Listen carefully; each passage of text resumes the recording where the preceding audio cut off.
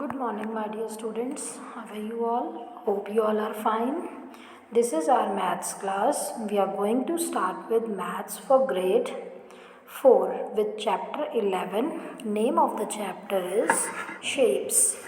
In our previous video, beta, we have already started our chapter. Now we are continuing our chapter with page number 52. Let's find out solid shapes. बेटा solid shapes में 3 parts होते हैं main. आपको देखो इसमें diagram दिख रहा होगा। एक होता है फेस, एक वर्टेक्स, एक edge. Solid shapes, face, vertex, vertices and edges.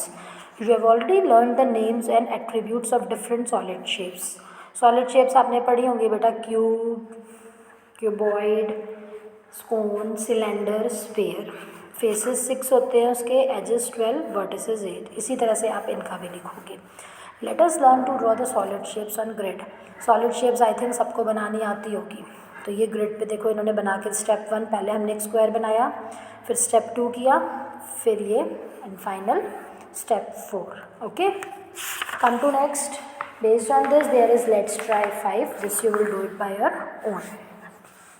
Page number 55, visualizing solid shape. Look at the diagram of cylinder given below. Cylinder का diagram दिख रहा है। Different views of cylinder are given. Observe them carefully and discuss the reason behind the difference in their shape.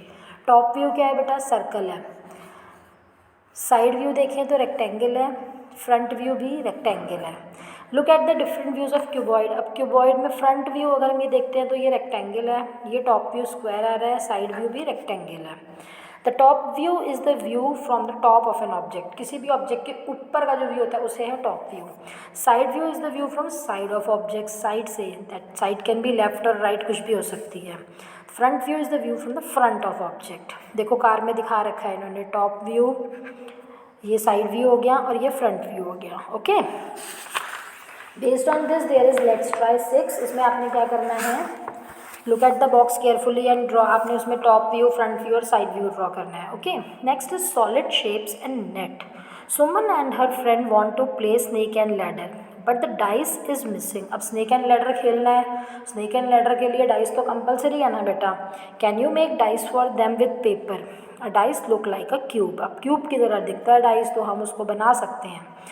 When we unfold or open with up a solid shape 3D object we get net। इस तरह का object मिल जाएगा। Draw the net on paper cardboard. इस तरह की net बना लेंगे हम पेपर कार्डबोर्ड पे। Cut it along the outline, fold it, then cube is formed. आप इसको घर पे प्रैक्टिस करेंगे बेटा, बना के देखेंगे। Okay, observe the shape given below and their nets. Net of cone. अब कोन में देखो नेट दिखा रखी है। Net of cuboid, net of hexagonal prism, ये देखो प्रिज्म में ये नेट है, और नेट ऑफ सिलेंडर। ठीक है, इस तरह से इन्होंने शो कर दिया। नेक्स्ट है नेट ऑफ टेट्राहेड्रन। टेट्राहेड्रन में भी देखो ये नेट है, ऐसे इन्होंने ड्रॉ कर रखी है। So based on this there is let's try 7। This you will be doing it by your own. Let's remember, अब हमने शेप्स के बारे में पढ़ा है बेटा, ओपन और क्लोज्ड। क्लोज में पॉलीगन, सर्कल। उसमें हमने क्या पढ़ा? Regular polygon, irregular polygon. Circle में आपने dimension, radius, diameter, centre, circumference पढ़ा। शेप्स, विजुअलाइजिंग शेप्स में मैंने उसका top view, front view, side view बताया आपको। सॉलिड शेप्स बतानी, forming solid shape using net. Net के हेल्प से हमने सॉलिड शेप फॉर्म करनी सीखी है। Let's connect. The Howrah bridge is one of the famous landmark in Kolkata. देखिए, it connects Kolkata with its neighbouring countries Howrah over the Hooghly river. ये Hooghly river पे जाके कनेक्ट करती है। It is constructed without nuts and bolts. Nut और बोल्ट के बिना construct किया गया है। And is entirely made of steel, पूरे स्टील से बनी है। The bridge opened in 1943 and today it is the 6th longest bridge of this type of world. The Howrah Bridge is one of the world's busiest bridge.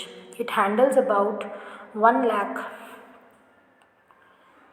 vehicles and more than 150 lakh pedestrians every day. इतने लोग इसमें daily होते हैं। It is a marvel of geometry। देख लो geometry ने क्या कुछ बनाया है।